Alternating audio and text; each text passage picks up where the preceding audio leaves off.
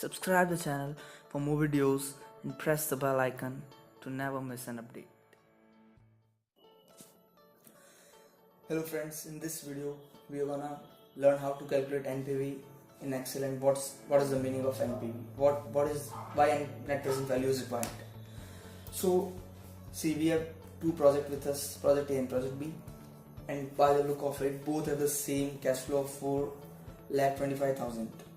So both have the same cash flow. So by looking at, if we just look at these projects altogether look similar, and you are indifferent between them, you can invest in either of them.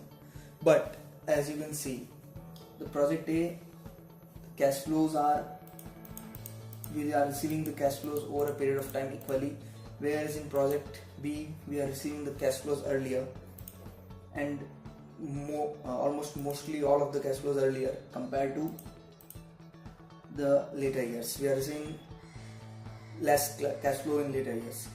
So now, how to judge that what project is more beneficial for us? So for that purpose, we will calculate the present value of all the cash inflows and outflows. So we have assumed the discount rate or opportunity cost of the money as 10%. So now I'll show you a method to calculate the present value, and there is also a shortcut for it which I will also show you. The cash flow divided by 1 plus the discount rate. We'll freeze the discount rate as it's not gonna change, to the power of the number of years. We have to make it present value. So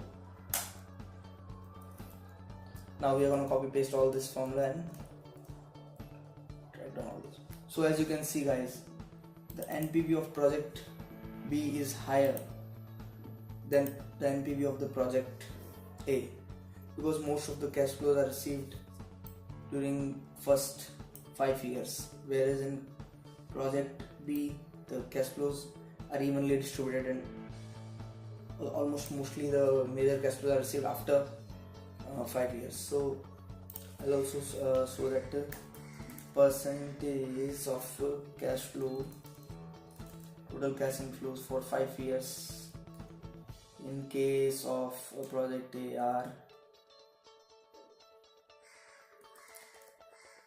if you see,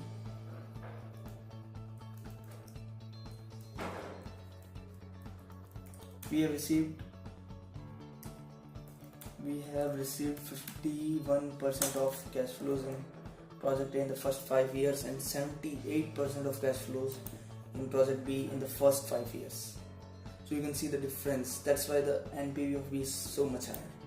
Now I'll show you the shortcut to calculate the NPV. So what you have to do for calculating, Excel gives us a formula.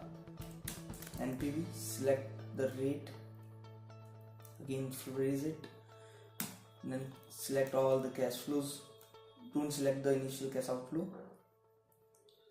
then add the cash outflow.